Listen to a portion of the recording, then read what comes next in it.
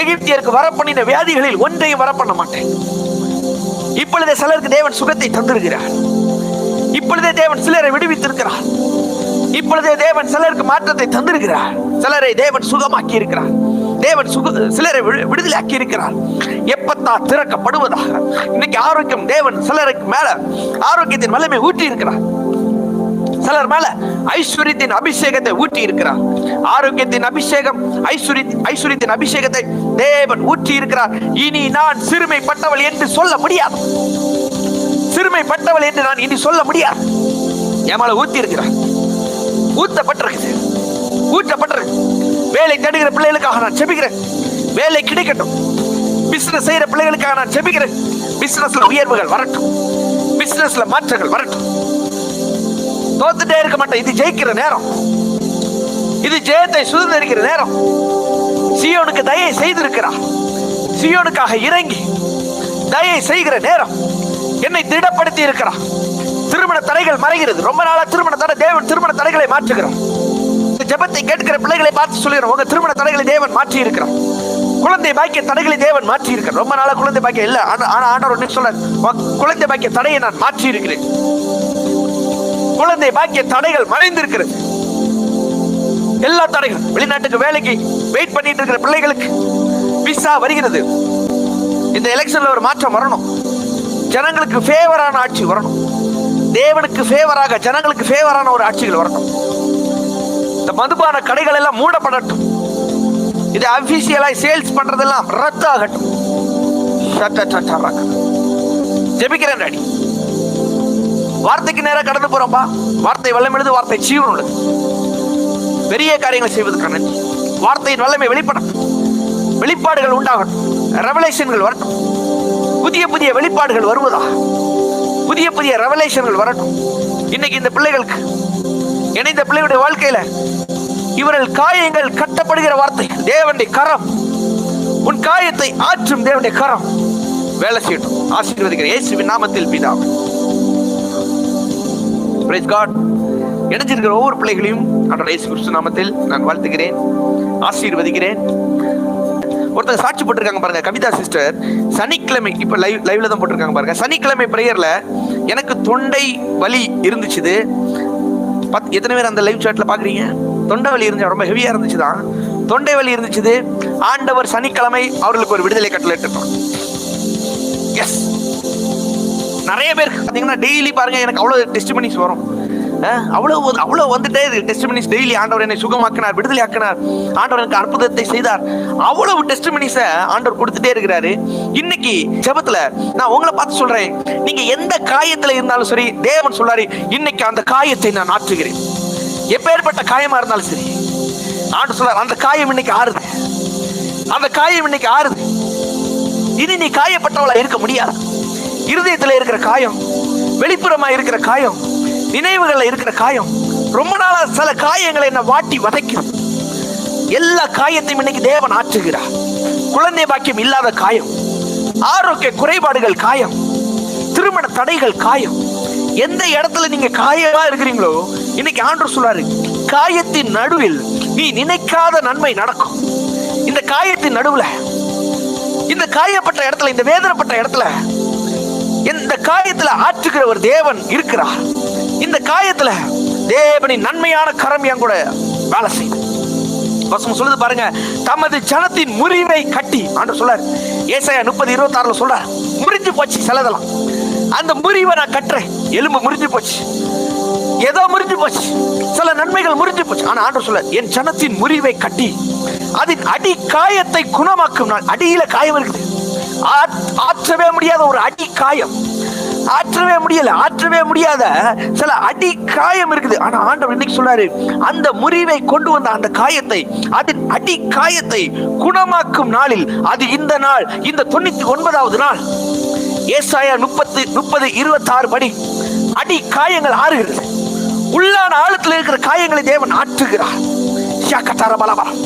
S S, எங்கெல்லாம் இன்னைக்கு காயம் இருக்குதோ முறிவை மாற்றி, முறிவை கட்டி அடி காயத்தை குணமாக்கும் நாள் இந்த நாள். சந்திரனுடைய வெளிச்சம் சூரியனுடைய வெளிச்சம் போல ஆண்டவர் சொல்றாரு, சந்திரனுடைய வெளிச்சம் எப்படி இருக்குதோ, சூரியனுடைய வெளிச்சம் எப்படி இருக்குதோ, சொல்றாரு, நீ காயத்துல தான் இருந்த, ரொம்ப காயத்துல இருந்த, ரொம்ப ஒரு முறிக்கப்பட்ட நிலைமையில, உடைக்கப்பட்ட அனுபவத்துல. எப்படிப்பட்ட வசனம் பாருங்க, ஏசாயா 30:26 பயங்கரமான வசனம். முறிவை கட்டி, முறிஞ்சு போச்சு, எலும்பு முறிஞ்சு போச்சுன்னா அதை கட்டுவாங்க இல்லையா, கட்டு போடுவாங்க. ஆண்டவர் சொல்றாரு, எதெல்லாம் முறிஞ்சு இருக்குதோ நான் இந்த கட்டி அதை ஒண்ணு சரி பண்றேன் மகளே, அந்த காயத்தை சரி பண்றேன். பிரதர் சிஸ்டர், ஆண்டவர் இன்னைக்கு சொல்றாரு, அதை நான் சரி பண்றேன், கவலைப்படாதீங்க. காயம் கட்டுகிற நேரம் இது. கணவனால் படுத்தப்பட்டிருக்கிறீங்களா? மனைவியால் காயப்பட்டிருக்கிறீங்களா? பிள்ளைகளால் காயப்பட்டிருக்கிறீங்களா? சில ஜனங்களால் காயப்பட்டிருக்கிறீங்களா? சில மாமனார் மாமியாரால் காயப்பட்டிருக்கீங்களா? சில பெற்றோர்களால், சில உறவுகளால் காயப்பட்டிருக்கிறீங்களா? முறிஞ்சு போன அனுபவத்தில் இருக்கிறீங்களா? உடைஞ்சு போன அனுபவத்தில் இருக்கிறீங்க. நீங்க ஆண்டு சொல்ல, நான் கட்டுறேன், அதை யாராலும் மாற்ற முடியாது. ஆண்டு சொல்றாரு, வெறும் முறிவை மட்டும் கட்டல, அடியில ஒரு காயம் இருக்குது, அது டாக்டரால கூட கண்டுபிடிக்க முடியாது, மருத்துவரால கூட கண்டுபிடிக்க முடியாது. எனக்கு ஒரு பாப்பாவை தெரியும், என்னென்னமோ டெஸ்ட் எடுத்து பாக்குறாங்க, அந்த டெஸ்ட் இந்த டெஸ்ட் எடுத்து பாக்குறாங்க, என்னென்ன தெரியல. ஆனா ஆண்டவர் சொல்றாரு, டாக்டர்களால கண்டுபிடிக்க முடியல, மருத்துவ அறிக்கையினால் கண்டுபிடிக்க முடியல, மருத்துவ ரிப்போர்ட்டால் கண்டுபிடிக்க முடியல. அப்படி ஒரு அடி காயம் இருக்கிறது, நான் அதை குணமாக்குகிறேன்.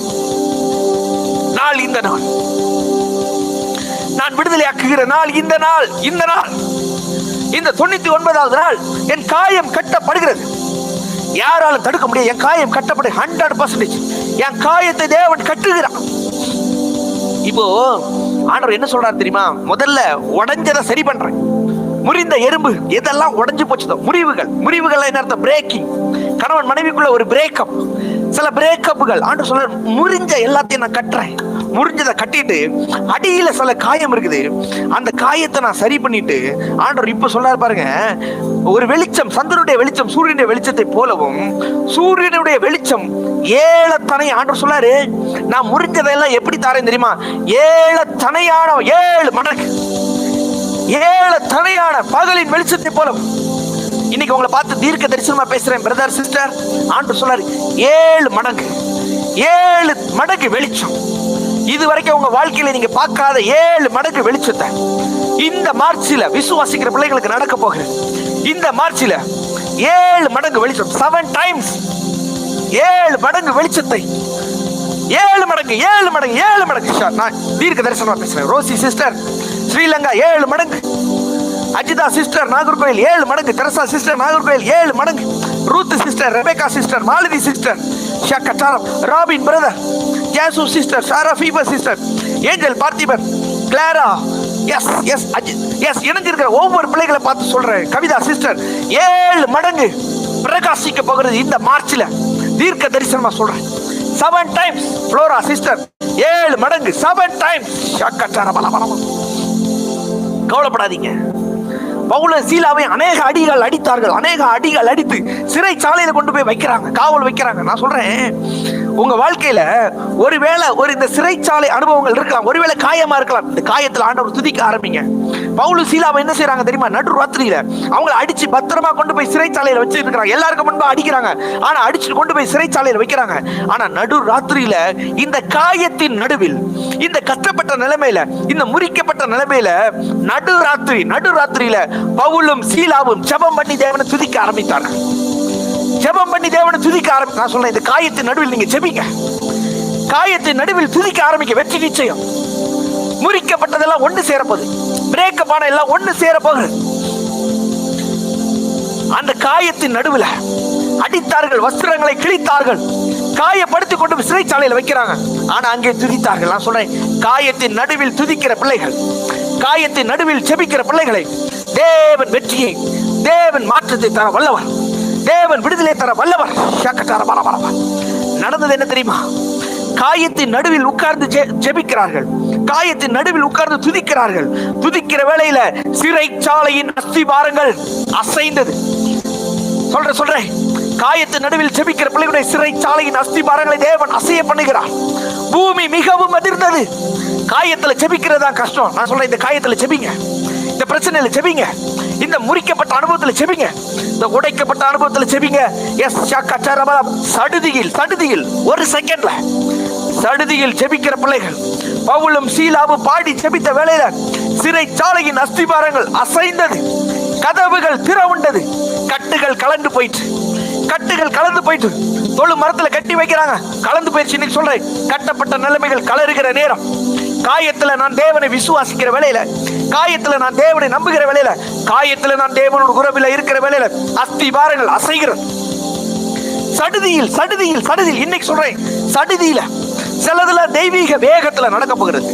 டிவைன் ஸ்பீட், தெய்வீக வேகம், வேகமா நடக்க போகுது. எத்தனை பேர் விசுவாசிக்கிறீங்க? என் வாழ்க்கையில இந்த மார்ச்சில் நான் சிலதை சுதந்திரித்துதான் ஆக வேண்டும். இந்த காயத்துல நான் துதிக்கிற வேளையில எல்லா அஸ்திபாரங்களும் அசைய போகிறது. கதவுகள் திறவுண்டது. நான் சொல்றேன், காயத்துல துதிக்கிற பிள்ளைகளுக்கு பொருளாதாரத்தின் கதவுகள் திறக்கிறது, ஆரோக்கியத்தின் கதவுகள் திறக்கிறது. கவலைப்படாதீங்க, காயம்தான், காயம்தான். துதிக்க ஆரம்பி, விசுவாசி, நம்பு நம்பு. மருத்துவர்கள் சொல்றதை நம்பாத, டாக்டர்கள் சொல்றதை நம்பாத, தேவன் சொல்லுகிறதை நம்பு. சில மருத்துவ அறிக்கைகளை இந்த வேளையில தேவன் கிழிச்சு போடுகிறார். 1 ரிப்போர்ட் வரப்போகுது. உங்க பிள்ளைகளுக்கு ரிப்போர்ட் 1 வரப்போகுது. உடனே கதவுகள் திறவுண்டது, உடனே கதவுகள் திறவுண்டது. எல்லாருடைய கட்டுகளும், எல்லாருடைய கட்டுகளும், பவுலும் சீலாவுடைய கட்டுகள் கலந்து போயிருச்சு. இந்த வேளை எந்த இடத்துல நான் கட்டப்பட்டனோ அந்த கட்டை தேவன் ஒண்ணு இல்லாம பண்ண.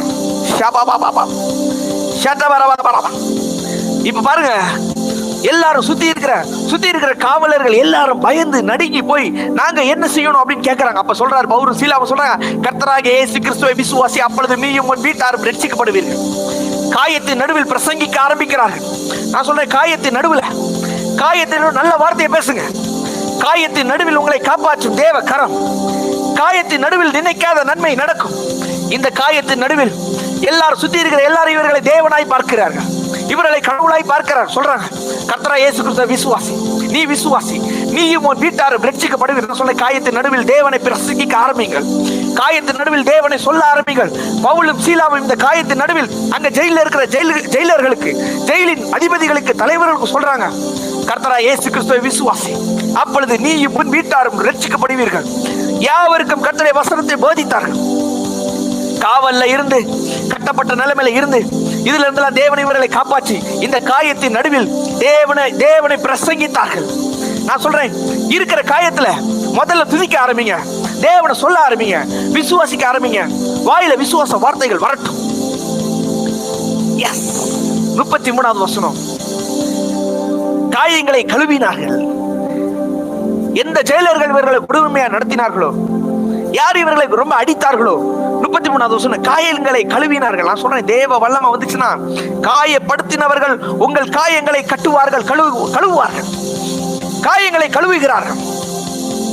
ஒரு காயப்பட்ட நிலைமையில இருக்கிறாங்க, காயப்பட்ட நிலைமையில அடிச்சு கொண்டு போய் சிறைச்சாலையில வச்சு தொழு மரத்துல கட்டி வச்சிருக்கிறாங்க, ஜெபிக்கிறாங்க. ஒரு அற்புதம் நடக்குது.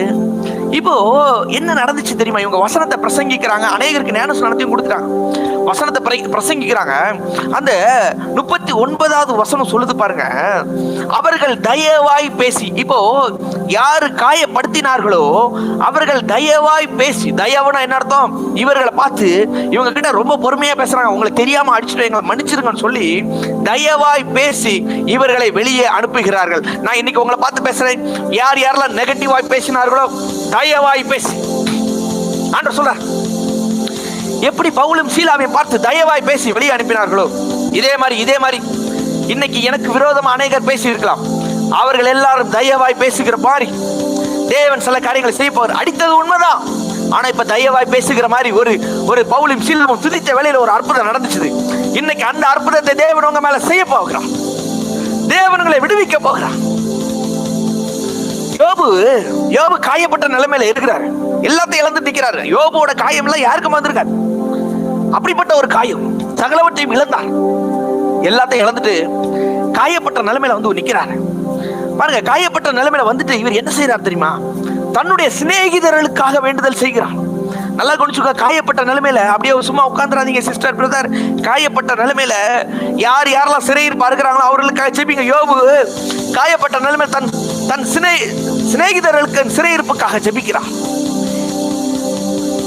நல்லா கவனிச்சுக்கோ, இந்த வசனத்தை நான் திரும்ப சொல்றேன். யோபு தன் சிநேகிதருக்காக வேண்டுதல் செய்த பொழுது, எதுல இருந்து இவர் நல்ல ஆசீர்வாதத்துல இருந்து ஜெபிக்கிறாரா? எல்லாத்தையும் இழந்த நிலைமையில உட்கார்ந்து இருக்கிறார், ஒண்ணு இல்லாத நிலைமையில உட்கார்ந்து இருக்கிறார், ஜீரோல உட்கார்ந்து இருக்கிறார்.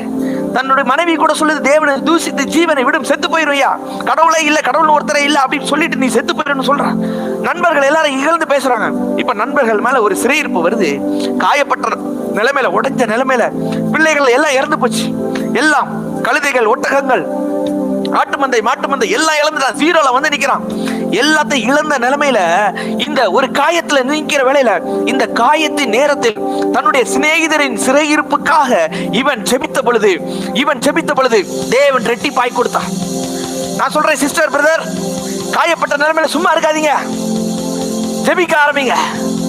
யார் யாரெல்லாம் சிறையிருப்புல இருக்கிறாங்களோ அவர்களுக்காக ஜெபிக்கிற வேளையில உங்க சிறையிருப்பு காயத்தை ஆற்றும் தேவ கரம், காயத்தின் நடுவில் நினைக்காத நன்மைகளை தேவன் கொண்டு வருவார். யோபுக்கு முன்னிருந்த எல்லாவற்றையும் பார்க்கலாம் இரட்ட துணையாய் மற்றவருடைய அக்கறையில இருந்தா இழந்த எல்லாவற்றில இருந்து இரட்டிப்பாய். யோபு 5:18 சொல்லுது பாருங்க, காயம் கட்டுகிறார், அணைக்கிறார், அவருடைய கை ஆற்றுகிறது. பாருங்க, காயம் கட்டுகிறார், கை ஆற்றுகிறது, அணைக்கிறார். என்ன வசனம் பாருங்க. அவரு எந்த இடத்துல எல்லாம் நீங்க காயத்துல இருந்தீங்களோ அந்த எல்லா காயத்தையும் இன்னைக்கு தேவன் காயம் கட்டி அவருடைய கை ஆற்றுகிற கரம், இயேசுவின் கரம், ஆற்றுகிற கரம், காயத்தை கட்டுகிற கரம், என்னை அணைக்கிற கரம். யோபு 5:18 காயம் கட்டுகிறார். சிலர் எல்லாம் உங்களை காயப்படுத்தி இருக்கலாம், யாரோ உங்களை காயப்படுத்தி இருக்கலாம், தேவன் காயத்தை கட்டுகிறார். யாரோ உங்களை அடிச்சிருக்கலாம், தேவன் அணைக்கிறார், ஆற்றுகிறார். சொல்லுங்க, தேவ கரம் என்னை ஆற்றுகிறது, அணைக்கிறது. இதே யோபு ஒரு வேதனையில உட்கார்ந்து சொல்றாரு பாருங்க. யோபு 34:6 சொல்றாரு, எனக்கு உண்டான காயம் ஆறாததா இருக்கிறது. எனக்கு ஒரு காயம் உண்டாயிருக்குது, இது ஆறவே இல்லை, ஆறாத காயம். அப்படி ஒரு ஆறாத ஒரு ஹெவியான காயத்தில் உட்கார்ந்துட்டு இவர் மற்றவர்களுக்காகவும் தேவரீர் சகலத்தையும் செய்ய வல்லவர், ஒரு ஆறாத காயத்தில் உட்கார்ந்து தேவரீர் சகலத்தையும் செய்ய வல்லவர்னு சொன்னப்ப காயத்தை ஆற்றி 120 வருஷம் நல்லா வாழ வச்சாரு. ரெட்டிப்பான ஆசீர்வாதத்தை கொடுத்து பாருங்க. ஒருத்தர் எருசலேமில் இருந்து எரியோவுக்கு போறார். எருசலேம் நல்ல ஆசீர்வதிக்கப்பட்ட இடம். எருசலேமில் இருந்து எரியோவுக்கு போக கூடாது. ஆனா எரியோவில இருந்து எருசலேமுக்கு வரலாம். எருசலேம்ங்கிறது நல்ல இடம், நல்ல ஆசீர்வதிக்கப்பட்ட இடம். இந்த ஆசீர்வதிக்கப்பட்ட இடத்துல இருந்து இவர் ஒரு சபிக்கப்பட்ட இடத்துக்கு போறார். எருசலேமில் இருந்து எரியோவுக்கு போனார். எரியோவுக்கு போகிற வேளையில கள்ளர் கையில் அகப்பட்டாரு. கள்ளர்கள் அவர் வஸ்திரங்களை உரிந்து அவனை காயப்படுத்தி, உயிரை அரைக்குற உயிரா நல்ல காயப்படுத்தி பாதி உயிரில விட்டுட்டு போயிட்டாங்க. அப்போ ஒரு ஆசாரியன் அங்க வராரு, பார்த்துட்டு பக்க வழியை கடந்து போறாரு. ஒரு லேவியன் வராரு, அவரு பக்க வழியா கடந்து போறாரு. பாருங்க, நீங்க அநேக முறை சில கள்ளர்கள் சிலர் உங்களை காயப்படுத்தின இடத்துல காயப்படுத்திட்டு அப்படியே உங்களை விட்டுட்டு குற்று உயிரா போயிருக்கலாம். ஆனா ஆண்டவர் இன்னைக்கு சொல்றாரு, அந்த இடத்துல என் கரம் செயல்படுது. சமாரியன் வருகிறார், காயத்தை கட்டி உங்க காயத்தை கட்டுகிற ஒரு நல்ல சமாரியன் வருகிறார். சமாரியன் ஒருவர் வருகையில் அவனை கண்டு மனதுருகி இயேசு மனதுருகுகிறார். நல்ல சமாரியன் இயேசு மனதுருகுகிறார். உங்க காயத்தை பார்த்து இயேசு மனதுருகுகிறார். காயங்களில் எண்ணெயும் திராட்சை ரசமும் வார்த்து. லூக்கா 10:33 சொல்லுது, மனதுருகி காயத்தை பார்த்து மனதுருகிற நல்ல கர்த்தர். குடும்ப உறவுகளை பிரிக்கப்பட்ட நிலைமையில இருக்கிறீங்களா? உங்க காயத்தை பார்த்து தேவன் மனதுருகுகிறார். வியாதியில பிடிக்கப்பட்ட நிலைமையில இருக்கிறீங்களா? உங்க காயத்தை பார்த்து நல்ல சமாரியனாகிய இயேசு மனதுருகுகிறார்.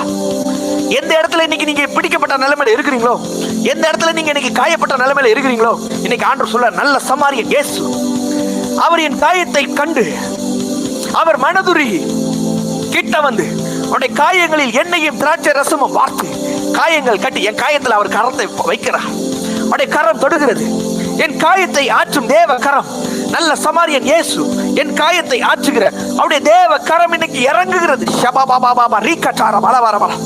கட்டி அவன் தன் சுய வாகனத்தின் மேல் ஏற்றி, அவனுடைய வாகனத்தின் மேல் என்ன ஏற்றி ஒரு சத்திரத்துக்கு கொண்டு போய் அவனை பராமரித்தான்.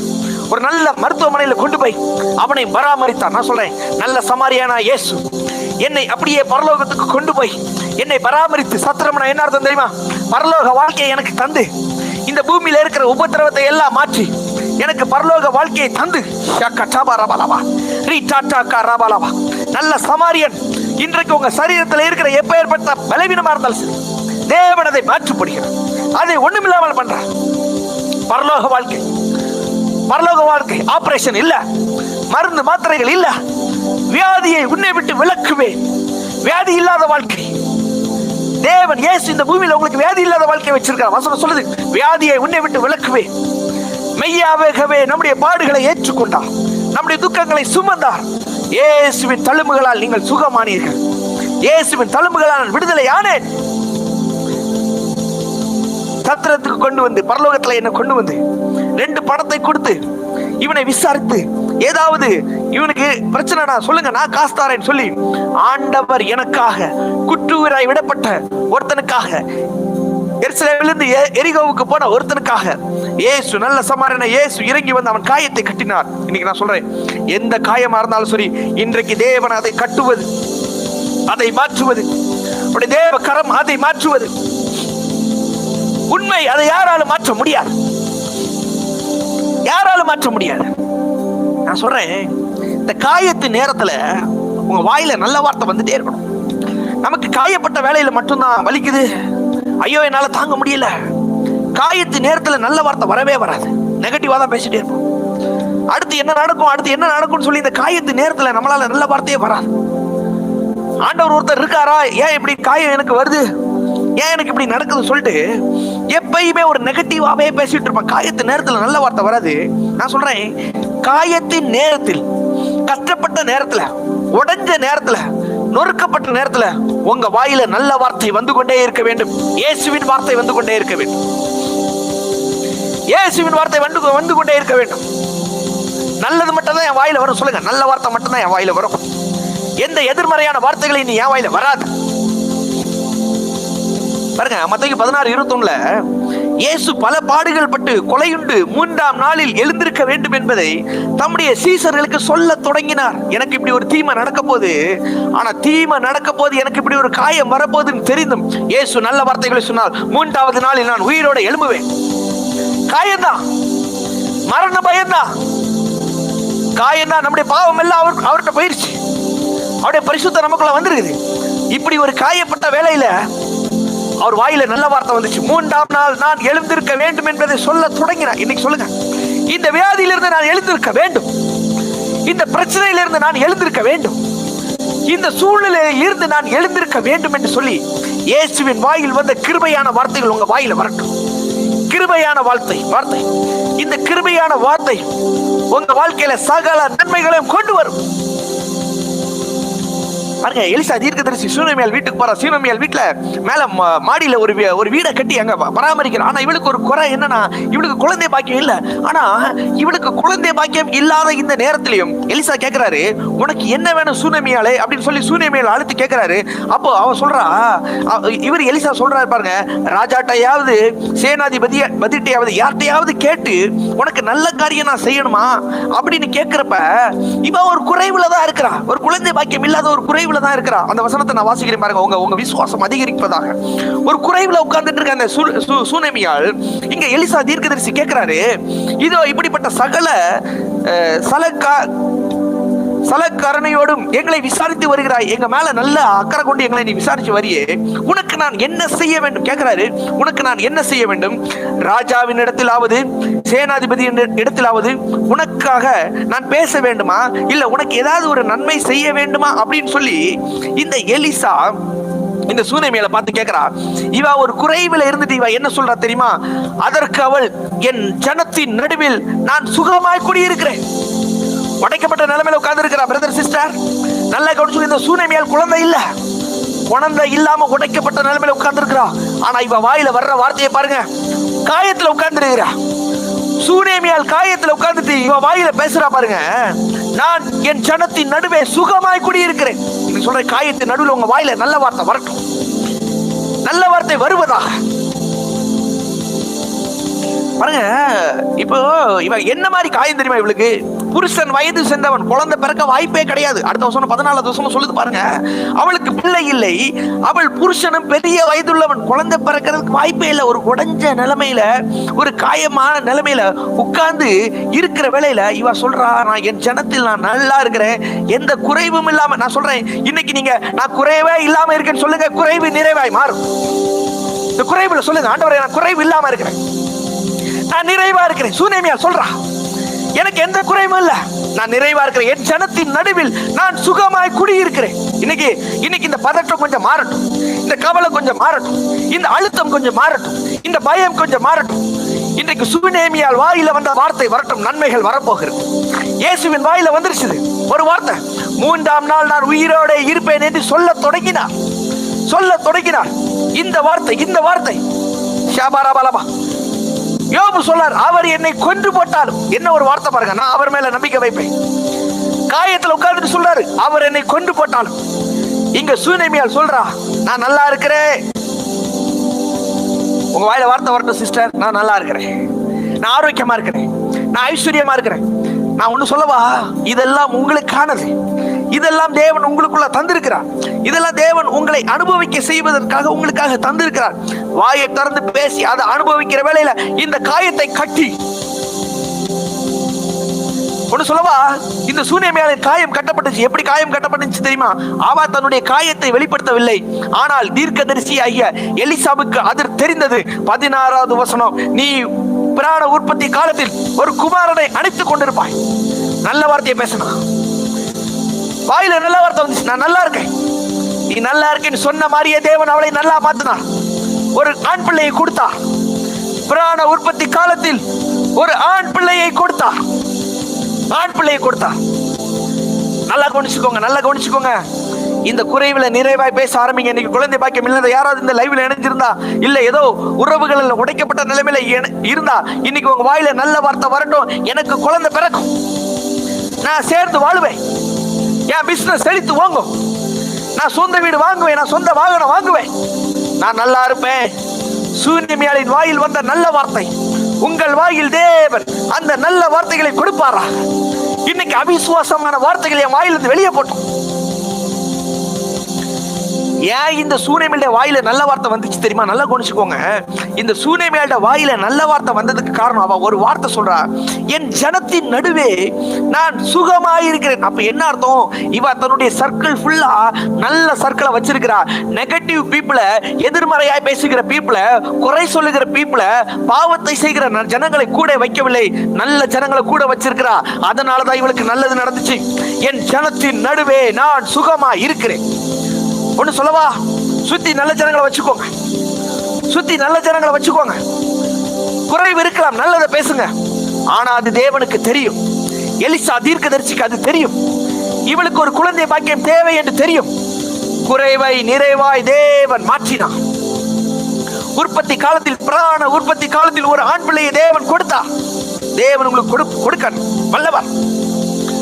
யோபு காயப்பட்ட நிலைமையில உட்கார்ந்துட்டு சொல்றாரு, வாயில நல்ல வார்த்தை வருது, அவர் என்ன கொன்னு போட்டா கூட என் நம்பிக்கை அவர் மேலதான் இருக்கு. அவர் கொல்ற தெய்வம் கிடையாது. ஆனாலும் இந்த காயத்தின் நடுவில் அவர் சொல்றாரு, அவர் என்னை கொன்று போட்டாலும் அவர் மேல நம்பிக்கை. எஸ், இன்னைக்கு நான் சொல்றேன், இந்த சூழ்நிலையில உங்களால நம்ப முடியல, நம்புங்க. யோபுவால நம்ப முடியல, சூனேமியால நம்ப முடியாது. நம்ப முடியாத சூழ்நிலையில பேசினாங்க பாருங்க. இயேசு பேசினார் பாருங்க, 3ஆவது நாள் நான் உயிர் தெழுவேன் என்று சொல்ல தொடங்கினார். என்ன அர்த்தம்? சொல்லிட்டே இருக்கிறார், மரித்துருவேன், ஆனாலும் 3ஆவது நாள்ல உயிர் தெழுந்துருவேன் சொல்ல தொடங்கினார். வாயில நல்ல வார்த்தை வரட்டும். தீமையை பேசாதீங்க. மனைவி ஏதோ ஒரு மாதிரி இருக்கிறாங்களா, தீமையை பேசாதீங்க. நல்லா மாறுவா என் மனைவி, என் கணவரார் நல்லா மாறுவார், என் சூழ்நிலை மாறு, நாங்க நல்லா இருப்போம். நல்ல வார்த்தைகள் உங்க வாயில நல்ல வார்த்தைகள் வரட்டும். நல்ல வார்த்தைகள் வருகிற வேளையில யோபு சொல்லாரு பாருங்க. யோபு 27:5 காயப்பட்ட நிலைமையில உட்கார்ந்துட்டு சொல்றாரு, நீங்கள் பேசுகிறது நான் ஒத்துக்கொள்வது எனக்கு தூரமா இருப்பதா? நீங்கள் பேசுறீங்க நெகட்டிவா, அதை நான் ஒத்துக்கொள்ள மாட்டேன். 3 அவங்க நண்பர்கள் வந்து சொல்றாங்க, நிறைய நெகட்டிவா பேசுறாங்க, அதை நான் ஒத்துக்கொள்ள மாட்டேன். சிலர் நெகட்டிவா பேசலாம் சிஸ்டர், பிரதர், அதை நான் ஒத்துக்கொள்ள மாட்டேன். தூரமாய் இருப்பதாக, எனக்கு தூரமாய். நெகட்டிவான வார்த்தைகள் தூரமா இருப்பதா. நீ என்னன்னாலும் நெகட்டிவா பேச, நீ என்னன்னாலும் ஆண்டவர் எனக்கு செய்வார் செய்ய மாட்டார்னு நெகட்டிவா பேசலாம். என்னன்னாலும் டாக்டர் நிறைய ஜனங்கள் இந்த மாதிரி நெகட்டிவா பேசலாம். நான் ஒத்துக்கொள்ள மாட்டேன், என் வாய் அதை ஒத்துக்கொள்ளாது. நீங்கள் பேசுகிறது நீதி என்றும் நான் ஒத்துக்கொள்வது எனக்கு தூரமா இருப்பதாக. நீங்க பேசுறது ஒருவேளை நெகட்டிவா இருக்கலாம், நடக்காதுன்னு பேசலாம், அது எனக்கு தூரமாய் போவதாக சொல்றாரு. என் ஆவி பிரிய மற்றும் என் உத்தமத்தை என்னை விட்டு விலக்கேன். காயப்பட்ட நிலைமையில உட்கார்ந்துட்டு என்ன வார்த்தை பேசுறாரு யோபு. இந்த வார்த்தை உங்க வாயில வருதா பிரதர் சிஸ்டர்? சாக போற நிலைமையில உட்கார்ந்து இருக்கிறார், எல்லாத்தையும் இழந்த நிலைமையில உட்கார்ந்து இருக்கிறார். மனைவியும் சரியில்லை, மனைவியும் நெகட்டிவா பேசுது, நண்பர்களை நிறைய நெகட்டிவா பேசுறாங்க, எல்லாரும் நெகட்டிவா பேசுறாங்க. நான் ஒத்துக்கொள்ள மாட்டேன். நீ சொல்லு, நான் ஒத்துக்கொள்ள மாட்டேன். யோபு 27:5, நான் ஒத்துக்கொள்ள மாட்டேன். நீங்க பேசுறத நான் ஒத்துக்கொள்ள மாட்டேன். இன்னைக்கு டாக்டர் பேசுறத நான் ஒத்துக்கொள்ள மாட்டேன். சொல்லுங்க, இந்த ரிப்போர்ட் கிளியட்டும், இந்த சுகர் ரிப்போர்ட் கிளியட்டும். நீங்க பேசுறத நான் ஒத்துக்கொள்ள மாட்டேன். தேவன் சொல்றத மட்டும்தான் நான் ஒத்துக்கொள்வேன். தேவன் எதை சொல்றாரோ அது மட்டும்தான் என் வாழ்க்கையில நடக்கும். சொல்றேன், என் ஆவி பிரிய மற்றும் என் உத்தமத்தை என்னை விட்டு விலக்க மாட்டேன். நான் சாகர வரைக்கும் தேவன் மேல வச்ச நம்பிக்கை நான் விட மாட்டேன். அதனாலதான் தேவன் இழந்ததை இரட்டிப்பாய் கொடுத்தான். என் உத்தமத்தை விட்டு விலகு. ஆண்டவர் சொல்றாரு, யோபு நிதானமா பேசலாம். யோபு 42:7 சொல்றாரு பாருங்க. யோபு எவ்வளவு நல்ல கேரக்டரா இருக்கிறார் பாருங்க. யோபு 42:7 சொல்றாரு, யோபு என்னை குறித்து நிதானமாய் பேசினது போல நீங்க பேசல. யோபு வாயில நிதானமான வார்த்தை வருது. நான் சொல்றேன், காயப்பட்ட நிலைமையில, ஒடுக்கப்பட்ட நிலைமையில நிதானமாய் பேசுங்கள், நல்ல வார்த்தைகளை பேசுங்கள், விசுவாசத்தை பேசுங்கள், அதிகாரத்தை பேசுங்கள், வெற்றியை பேசுங்கள். இந்த காயத்தின் நேரத்துல நீங்க நல்ல வார்த்தைகளை பேசுகிற வேளையில தேவன் அதை உங்க வாழ்க்கையில பலிக்க பண்ணுவார். பாருங்க, தாவீது ஒரு சூழ்நிலையில காயப்பட்ட நிலைமையில இருக்கிற. இது என்ன காயப்பட்ட நிலைமை? இது மரண பயம். சவுலை துரத்திட்டு வராரு, காலி பண்ணிடுவான், கிடைச்சா அவ்வளவுதான். தாவீதுக்கு வேற வாய்ப்பே கிடையாது. இப்படி இருக்கிற வேளையில சீப்பூர்ங்கிற இடத்துல போய், சீப்பூர் தேசத்துல போய், சீப்பூர்ங்கிற இடத்துல போய் ஒளிஞ்சு உட்கார்ந்து இருக்கிறார். அங்க போய் ஒளிச்சு உட்கார்ந்து இருக்கிற வேளையில இந்த சீப்பூர் ஜனங்கள் போயிட்டு இங்கதான் தாவீது ஒளிச்சு இருக்கிறார் போய் சவுலுக்கு சொல்றாரு. நல்லா குடிச்சுக்கோங்க, சவுல் தாவீதை கொல்றதுக்காக தேடிட்டு வராரு. இவர் போய் சீப்பூர் அந்த தேசத்துல போய் ஒளிச்சிருக்கிறார். ஆனா இந்த சீப்பூர் ஜனங்கள் போய் நேர போய் சவுல்ட்டு சொல்றாங்க, தாவீது இங்கதான் ஒளிச்சிருக்கிறாரு, நீங்க வந்தீங்கன்னா தாவீதை கொண்டுறலாம் அப்படின்னு சொல்லிட்டு சவுலுக்கு போய் என்ன செய்யறாங்கன்னா, சவுலுக்கு போய் சொல்லி கொடுக்குறாங்க. இந்த நேரத்துல இவர் ஒரு வார்த்தை பேசுறாரு. சங்கீதம் 54 இந்த நேரத்துல இந்த ஒரு மரண பயத்துல ஜனங்களும் துரோகம் செய்யறாங்க, கூட இருக்கிற ஜனங்களும் துரோகம் செய்யறாங்க, சவுலும் துரோகம் செய்யறான், எல்லாரும் துரோகம் செய்யற வேளையில ஒரு காயப்பட்ட நிலைமையில வந்துட்டு சங்கீதம் 54 சொல்றான் பாருங்க, உற்சாகத்துடன் நான் உமக்கு பலியிடுவேன். காயப்பட்ட நேரத்தில் சொல்றான், உற்சாகமா நான் பலியிடுவேன், கர்த்தாவே உமது நாமத்தை துதிப்பேன், அது நலமானது. இந்த வார்த்தை உங்க வாயில வருதா பாருங்க. மரண பயம் காயத்துல உட்கார்ந்து இருக்கிற சவுலுக்கு பயந்து ஓடிட்டு இருக்கிற ஜனங்களை ஏமாத்துறாங்க. முதல்ல அடைக்கலம் கொடுத்துட்டு ஏமாத்துறாங்க. உற்சாகத்தோடு நான் உமக்கு பலியிடுவேன், கர்த்தாவே உமது நாமத்தை துதிப்பேன், அது நலமானது. இந்த வேளையில சொல்றான், நான் உங்களை துதிப்பேன், அது நலமானது. பெஸ்டா பேசுறான், நல்லது பேசுறான், வாயில நல்லதை பேசிட்டு இருக்கான். அடுத்து 7வது வசனம் சொல்றாரு பாருங்க, அவர் எல்லா நெருக்கத்தையும் நீக்கி என்னை விடுவித்தார், என் கண் என் சத்துருக்களின் நீதி சரி கட்டுதலை கண்டது. இவர் சொல்றாரு, விசுவாசமா பேசுறாரு. எல்லா நெருக்கத்திலிருந்து தேவன் என்னை நீக்குகிறார், என்னை விடுவிக்கிறார், என் கண் என் சத்துருக்களின் நீதி சரி கட்டுதலை கண்டது. நாளைக்கு நடக்க போறதெல்லாம் இன்னைக்கு பேசினாரு. அதே மாதிரி அவர் எதெல்லாம் பேசினாரோ அதே மாதிரி அந்த சவுலை ஒரு சின்ன பையன் கொண்டு போட்டான், ஒரு அமலேக்கியன் ஒரு சின்ன பையன் கொண்டு போட்டான். நல்லா கவனிச்சுக்கோங்க, காயத்தின் நேரத்தில் தாவீதை மாதிரி நல்ல வார்த்தைகள் பேசுங்க. காயத்தின் நேரத்தில் யோபுவை போல நல்ல வார்த்தைகள் பேசுங்க. காயத்தின் நேரத்துல அந்த சூழ்நிலையில மாதிரி நல்ல வார்த்தை வரட்டும். இயேசு காயப்பட போறாரு, ஆனா சொல்றாரு, நான் 3ஆம் நாள் உயிரோடு எழுப்புவேன். இந்த வார்த்தை உங்க வாயில வரட்டும். முடிவெடுங்க, இனி நான் தீமையானது பேச மாட்டேன். என் வாயில இனி தீங்கின் வார்த்தைகள் வராது, நெகட்டிவ் வார்த்தைகள் வராது. இயேசுவின் வார்த்தை, சூனேமியாளின் வார்த்தை, இந்த யோபுவின் வார்த்தை, இந்த தாவீதின் வார்த்தை. காயத்தின் நேரத்தில் நான் நல்லதை பேசுவேன், நான் நல்லதை சுதந்திரிப்பேன், நான் நல்லதை அனுபவிப்பேன், நல்லதை பெற்றுக்கொள்வேன். எத்தனை பேர் விசுவாசிக்கிறீங்க? விசுவாசிக்கிற பிள்ளைங்க ஆமென் சொல்லுங்க. எதுவும் என்னை அசைக்க முடியாது. காயத்தின் நேரத்துல நான் அசைக்கப்பட மாட்டேன். காயத்தின் நேரம் தான், உடைக்கப்பட்ட நேரம் தான். முதல்ல சொல்றேன், நான் நல்ல வார்த்தை பேசுவேன். இப்ப சொல்றேன், காயத்தின் நேரத்துல என்ன யாரும் அசைக்க முடியாது, அசைக்க பண்ண முடியாது. தாவீது சொல்றாரு, சங்கீதம் 125:1 சொல்றாரு, கர்த்தரை நம்புகிறவர்கள் என்றென்றைக்கும் அசையாமல் நிலைத்திருக்கும் சீயோன் பர்வதத்தை போல் இருப்பார். காயத்தின் நேரத்துல நீங்க தேவனை நம்பினீங்கன்னா உங்களை யாரும் அசைக்க முடியாது. தேவ கரம் அந்த காயத்தை ஆற்றும். தேவ கரம் காயத்தின் நேரத்தில் நினைக்காத நன்மைகளை கொண்டு வரும். காயப்பட்டவர்கள் முன்பாக, காயப்படுத்தினவர்கள் முன்பாக கர்த்தரை நான் நம்புவேன். நான் நம்புறதுனால அசையாமல் என்னென்றைக்கும் நிலைத்திருக்கும் சீயோன் பர்வதத்தை போல, எஸ், அந்த சீயோன் பர்வதத்தை போல நான் அசையாமல் இருப்பேன். சொல்லுங்க, அசையாமல். தேவன் என்னை அசையாமல் இருக்க பண்ணுவான்.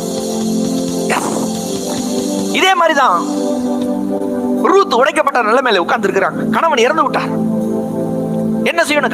கணவன் என்ன செஞ்சு இறந்தா என்ன பண்ணணும்? அடுத்த வாழ்க்கையை பார்த்துட்டு போக வேண்டியதான். ஆனா இவங்க உடைக்கப்பட்ட நிலைமையில தன்னுடைய மாமியார் ஐயா நகோமியை விடலை. ஏன்னா நகோமியும் உடைக்கப்பட்டவர்கள். நகோமியோட கணவனை இறந்து போயிட்டார். நகோமியுடைய கணவனும் இறந்து போய்விட்டார். 2 பிள்ளைகள் இருந்தாங்க, 2 பிள்ளைகளும் இறந்து போயிட்டாங்க. உடைக்கப்பட்ட நிலைமையில உட்கார்ந்து இருக்கிறாங்க. இந்த உடைக்கப்பட்ட நிலைமையில ரூத் சொல்றாங்க, ரூத்தோட சகோதரி போயிட்டாங்க. ரூத்தியோட சகோதரி விட்டுட்டு போயிட்டாங்க, மாமியார் விட்டுட்டு போயிட்டாங்க. இந்த நேரத்துல மாமியார் சொல்றாங்க, நீ போயிரு, நீ உன் ஜனத்தோட போயிரு, நீ வேற ஒரு கல்யாணம் பண்ணி நீ சந்தோஷமா வாழ், நீ போயிரு அப்படிங்கிறாங்க. இந்த நேரத்துல ரூத் அசையல, ரூத் கலங்கல. என்ன சூழ்நிலை வந்தாலும் சரி சொல்றாங்க பாருங்க, நான் உம்மை பின்பற்றாமல் உம்மை விட்டு திரும்பி போக மாட்டேன். ரூத்து மாமியாராகிய நகோமியை பிடிச்சிட்டாங்க. உடைக்கப்பட்ட நிலைமை தான், காயப்பட்ட நிலைமை தான். இந்த நேரத்துல நான் விட்டு போக மாட்டேன். அதை குறித்து நீங்க பேச வேண்டாம், என்னோட பேச வேண்டாம். நீர் போகும் இடத்திற்கு நான் வருவேன். நகோமியே, நீங்க எங்க போறீங்களா அங்க நான் வருவேன். நீர் தங்கும் இடத்தில் நானும் தங்குவேன். உம்முடைய ஜனம் என்னுடைய ஜனம், உம்முடைய தேவன் என்னுடைய தேவன். ஒன்னே ஒண்ணுதான், ரூத் மோவாபிய ஸ்திரீ, ரூத் புறஜாதி. அவ ஆபிரகாமின் சந்ததி கிடையாது. அவளுக்கு ஆண்டவர் தெரியாது. ஆனா இந்த ரூத்து எப்படி தேவனை தெரிந்து கொண்டாள் என்றால், நகோமியின் மூலம் தேவனை தெரிந்து கொண்டதினால், இனி நான் மோவாபுக்கு போக மாட்டேன், இனி நான் புறஜாதியை தேடி போக மாட்டேன், இனி தேவனை விட்டு பின்வாங்க மாட்டேன். காயம் வந்தது உண்மைதான், கணவன் இறந்தது உண்மைதான், மாமனார் இறந்தது உண்மைதான், ஆனால் நான் இனி இதை விட்டு பின்வாங்க மாட்டேன் என்று சொல்லி உறுதியாயிருந்தான். உம்முடைய தேவன் என்னுடைய தேவன். இதுதான் ஹைலைட். ரூத் சொல்றாங்க, நகோமியே, உம்முடைய தேவனாகிய யாவே காட், யாவே தேவன் தான் என்னுடைய தேவன் என்று சொல்லி தன்னுடைய மாமியாரை விடல. மாமியாரை பிடிச்சுக்கிட்டாங்க. நீர் மரணம் அடையும் இடத்தில் நானும் மரணம் அடைந்து அங்கே அடக்கம் பண்ணப்படுவேன். மரணமே அல்லாமல் வேறு எதுவும் என்னை பிரிக்க முடியாது. அவள் தன்னோடு வர மன உறுதியா இருக்கிறாள். நகோமியோடு வர்றதுக்கு மன உறுதியா இருக்கிறாள். நல்லா கவனிச்சுக்கோங்க. ரூத்து கணவன் இறந்தாலும் மாமியாரை விட்டு விலகல. நடந்தது என்ன தெரியுமா? போவாஸ் என்கிற ஒரு பணக்கார அதிபதியை பெத்தேலில் அவள் வாழ்க்கை கட்டப்பட்டது. மோவாபில் வாழ்க்கை உடைக்கப்பட்டுச்சு. மோவாபில் காயப்பட்டாள். ஆனா பெத்தேலில் அவளுடைய வாழ்க்கை கட்டப்பட்டது. திரும்ப தேவன் அவளுடைய வாழ்க்கை கட்டினார். போவாஸ், ஒரு பணக்காரன் போவாஸ். நான் ஒண்ணு சொல்லவா? ராஜாக்களை பெற்றெடுக்கிற தாயாய் ரூத் வந்தாள். ஒரு புறஜாதி. அதே ரூத்தின் சந்ததியில, அதே வம்சத்துல இயேசு வந்து பிறக்கிறார். புதிய ஏற்பாட்டுல மத்தேயுல 1வது அதிகாரத்துல இந்த ரூத்தின் பெயரை தேவன் எழுதி வைத்திருக்கிறார். புறஜாதி. காரணம் என்ன தெரியுமா? நகோமியை பிடித்துக் கொண்டாள். உம்முடைய தேவன் என்னுடைய தேவன். நான் சொல்றேன், இந்த காயத்தில் நேரத்துல சரியா பிடிச்சுக்கோங்க. பிடிக்க வேண்டியதை சரியா பிடிச்சுக்கோங்க. பின் வாங்கி விடாதீர்கள். சிலர் நம்மளை ஏமாக்கலாம், சிலர் நமக்கு எதாவது காமிக்கலாம். இந்த நேரத்தில் நான் பின்வாங்க மாட்டேன். ஆண்டவரே, உங்களை மட்டும் தான் பிரிச்சுப்பேன். இந்த காயத்தின் நேரத்தில் எதுவும் என்னை அசைக்க முடியாது. கர்த்தரை எப்பொழுதும் எனக்கு முன்பாக வைத்திருக்கிறேன். தாவீது சொல்றாரு, சங்கீதம் 16:8 சொல்றாரு, கர்த்தரை எப்பொழுதும் எனக்கு முன்பாக வைத்திருக்கிறேன், நான் அசைக்கப்படுவது இல்லை. அவர் என் வலது பாரிசத்தில் இருக்கிறபடியினால் நான் அசைக்கப்படுவதில்லை. காயம் நடந்தது உண்மைதான், காயப்படுத்தினவர்கள் உண்மைதான். பிசாசு சில காயத்தை கொண்டு வந்திருக்கிறேன். என்னோட சுயத்தினால சில காயங்கள் வந்துருக்கிறது. எப்படியோ சில காயங்கள் வந்துச்சு. என் பிள்ளை லைஃப்ல சில காயங்கள் இருக்கிறது உண்மைதான். ஆனா இது நிரந்தரம் கிடையாது. தேவன் எனக்கு ஒரு ஆசீர்வாதத்தையும் நன்மையும் உயர்வையும் வைத்திருக்கிறார். அது மட்டும் தான் நிரந்தரம். அவரை என் வலது பாரசத்துல வச்சிருக்கிறேன். அவரை எனக்கு முன்பா வச்சிருக்கிறேன். அசைக்கப்பட முடியாது. இன்னைக்கு சொல்றேன், அசைக்கப்பட முடியாது. இந்த யோபு தான் வெரி வெரி பவர்ஃபுல் மேன். அவரு அந்த யோபு எல்லாம் நீங்க எடுத்து வாசிச்சீங்கன்னா அவரு அப்படிப்பட்ட ஒரு குட் கேரக்டர். காயப்பட்டு எல்லாத்தையும் இழந்த நிலைமையில உட்கார்ந்து இருக்கிறாரு. யோபு 31:24 சொல்றாரு, பொன்னின் மேல என் நம்பிக்கை இல்ல, தங்கத்தின் மேல என் ஆதரவு இல்ல, என் ஆஸ்தி பெரிதுன்னு பார்க்கல, எனக்கு கைக்கு மிகுதியா என்னென்னமோ கிடைச்சு, பொண்ணு கிடைச்சிச்சு, வெள்ளி கிடைச்சிச்சு, ஆஸ்தி கிடைச்சிச்சு, எல்லாம் கிடைச்சிச்சு.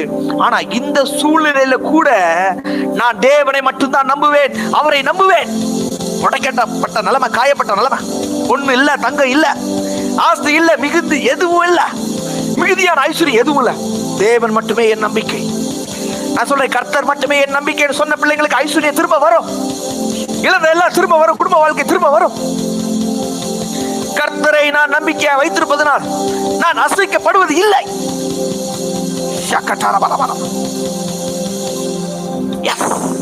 காயத்து நடுவில் யோசேப்பு அசைக்க முடியல, காயம்தான். சகோதரர்கள், அப்பா வீட்டுல நல்லா இருந்தான், அப்பா வீட்டுல பெத்தேல நல்லா இருந்தான், தகப்பன் கூட நல்லா இருந்தான், எஸ் நல்லா இருந்தாரு, யாக்கோபு கூட நல்லா இருந்தாரு. ஆனா திடீர்னு சின்ன வயசுல பிரிக்கப்பட்டார், குழியில கொண்டு வந்தாங்க. போத்திபார் வீட்டுல ஒரு தப்பு செய்யறதுக்கு சில வாய்ப்புகள் கிடைக்குது. ஆனா எந்த சூழ்நிலையிலும் அவன் காயப்பட்ட நிலைமையில அவன் தேவனை உறுதியாய் பிடித்திருந்தார், தேவனை விட்டு பின்வாங்கவே இல்லை. அதே வல்லமை. ஒண்ணு தெரியுமா உங்களுக்கு, ஆதாம் ஏவாள் தேவ பிரசன்னத்துல தான் இருக்கிறாங்க. நான் ஒண்ணு சொல்றேன் சிஸ்டர், நீங்க தேவ பிரசன்னத்துல இருந்தா கூட நீங்க விழ முடியும், தேவ பிரசன்னத்துல இருந்தா கூட உங்களை அசைக்க முடியும். ஆதாம் ஏவாள் ஏதேன்ல தேவ பிரசன்னத்துல தான் இருக்கிறாங்க. ஆனா பிசாசின் சத்தத்தை கேட்டுட்டாங்க. நான் சொல்றேன், நீங்க சபைக்கு வருகிறவர்களா இருக்கலாம், ஜெபிக்கிறவர்களா இருக்கலாம், உறவில இருக்கிறவர்களா கூட இருக்கலாம். ஆனா ஒண்ணு கவனிச்சுக்கோங்க, தேவ சத்தத்தை மீறி இந்த காயத்தின் நடுவுல அவரை பிடிக்கிறத நீங்க விட்டுக்கிட்டீங்கன்னு வச்சுக்கோங்களேன், நெகட்டிவா கொஞ்சம் யோசிச்சாலும் சூழ்நிலையில சரி, மருந்து தான் வாங்கி பார்ப்போமா, மாத்திரை தான் வாங்கி பார்ப்போமா, ஆபரேஷன் தான் பண்ணி பார்ப்போமா, டாக்டர் தான் நம்பி பார்ப்போமா. நான் சொல்றேன், கர்த்தர் மேல நம்பிக்கையா இருங்க. யோபு கடைசி வரைக்கும் கர்த்தர் மேல வச்ச நம்பிக்கையை விட்டு பின்வாங்கவே இல்லை, தாவீது பின்வாங்கவே இல்லை, ரூத்து பின்வாங்கவே இல்லை. இவர்களை மாதிரி நான் பின்வாங்க மாட்டேன். ஆதாம் ஏவாள் ஏதேன் ஆண்டவரை விட்டு பின்வாங்கிட்டான், அதனாலதான் சாபம் வந்தது. இன்னைக்கு நான் உங்களை பார்த்து சொல்றேன், நான் ஏதேனாகிய தேவனை சரியாக பிடித்துக் கொள்கிறேன், அவரை நான் பிடிச்சுக்கிறேன், நான் அசைக்கப்பட முடியாது, என்னை யாரும் அசைக்க முடியாது. யோபுவின் நம்பிக்கை, ரூத்தின் நம்பிக்கை, தாவீதின் நம்பிக்கை, இந்த நம்பிக்கை என் வாழ்க்கையில இருக்கிற வேளையில நான் அசைக்கப்பட முடியாது, யாரும் என்ன அசைக்க முடியாது. முதல்ல சொன்னேன், நல்லதை மட்டுமே பேசுங்க, காயத்து நடுவில் நல்லதை பேசுங்க, நெகட்டிவா பேசுங்க, வியாதியில நல்லதை பேசுங்க, பிரச்சனை நல்லதை பேசுங்க. அடுத்து சொன்னேன், அசைக்கப்பட மாட்டேன், அசைகிற சூழ்நிலையை அசையாம நிற்பேன், குருத்த மாதிரி அசையாம நிற்பேன். அடுத்து ஆண்டவர் இந்த காயத்து நடுவுல எனக்கு சில நன்மைகள் செய்திருப்பார். பாத்தீங்களா, காயத்து நடுவுல எனக்கு சில நன்மைகள் நடந்திருக்காது. இந்த காயத்தின் முன்னாடி உங்களுக்கு சில நன்மைகள் நடந்திருக்கும்ல, அந்த நன்மைகளை நினைச்சு பார்க்கணும், ஆண்டவர் செஞ்ச நன்மைகள். ஒருவேளை இப்ப நான் உங்களுக்கு புரியுற மாதிரி சொல்லணும், உங்க கணவர் ஏதோ ஒரு காயப்படுத்தி இப்போ நீங்க பிரிஞ்சு உட்கார்ந்துருக்கீங்க, பிரிஞ்ச நிலைமையில உட்கார்ந்துருக்கீங்க, டிவோர்ஸ் வரைக்கும் போயிருச்சு, வேற திருமணத்தை கூட நீங்க சர்ச் பண்ணி பார்த்துருக்கலாம், வேற திருமணத்தை கூட நீங்க தேடி பார்த்துருக்கலாம். ஆனா இந்த காயப்பட்ட சூழ்நிலையில ஒருவேளை உங்களால காயம் வந்திருக்கலாம், ஒருவேளை உங்க கணவனால காயம் வந்திருக்கலாம். இந்த காயப்பட்ட சூழ்நிலையில உங்க கணவனார் உங்களுக்கு நடந்த நன்மைகளை நினைத்து பாருங்க. இந்த காயத்தின் நடுவில் தேவனால் எனக்கு நடந்த நன்மைகளை யோசித்து பாருங்கள். காயப்படுத்தினவர்களால் எனக்கு வந்த நன்மைகளை நினைத்து பாருங்கள். நான் சொல்றேன், யாரால் காயப்பட்டீர்களோ அவர்கள் செய்த நன்மைகளை நினைத்து பாருங்கள். திரும்ப அவங்க உங்க கூட வந்து சேர்ந்து வாழ போறாங்க. நன்மைகள். சங்கீதம் 40 சொன்னார் பாருங்க, கர்த்தருக்காய் பொறுமையுடன் காத்திருந்தார், அவர் என்னிடமாய் சாய்ந்து என் கூப்பிடுதலை கேட்டார். காயப்பட்ட நன்மையில் உட்கார்ந்து பேசிட்டு இருக்கிறார். ஆண்டவர் செய்த நன்மையை நான் நினைக்கிறேன். பயங்கரமான குழியில் உளையான சேற்றில் என்னை தூக்கி எடுத்து, எப்படிப்பட்ட சூழ்நிலை, பயங்கரமான குழியிலும் உளையான சேற்றிலும் என்னை தூக்கி எடுத்து என் கால்களை கண்மலையின் மேல் நிறுத்தி என் அடிகளை உறுதிப்படுத்தி நான் தேவனை துதிக்கும் புது பாட்டை என் நாவில் கொடுத்து அநேகர் அதை கண்டு பயந்து கர்த்தரை நம்புவார்கள் அப்படின்னு சொல்லி இவர் ஒரு ஒடுக்கப்பட்ட நிலைமையில பாட்டு பாடுறாரு. அகங்காரிகளை பொய்யை சார்ந்திருக்கிறவர்களை நோக்காமல் கர்த்தரை தன் நம்பிக்கையை வைக்கிற மனுஷன் பாக்கியவான் சொல்றாரு. உங்களை மட்டும்தான் நான் நம்பிக்கையா வைப்பேன், பொறுமையா காத்திருக்கிறேன், ஆண்டவர் நான் சார்ந்து இருக்கிறேன், உங்களை சார்ந்து இருக்கிறேன். அதனால இந்த பயங்கரமான படு குழியிலிருந்து என்னை தூக்குற கர்த்தர், உளையான சேற்றிலிருந்து என்னை தூக்கி எடுக்கிற கர்த்தர் என் கால்களை கண்மலையின் மேல் நிறுத்துகிறார், என் அடிகளை உறுதிப்படுத்துகிறார். உறுதி இல்லாத என் வாழ்க்கைய தேவன் உறுதிப்படுத்த அவரை நினைக்கணும், ஆண்டவர் செய்த நன்மைகளை நினைக்கணும். தாவீது சொல்றாரு, நான் அதற்காகவே ஒரு புதிய பாட்டை பாடுறேன், என் வாயில கொடுத்தார். சொல்றேன் நல்லா நல்லா ஆண்டவரை துதிக்கணும், வாயில பாடணும்.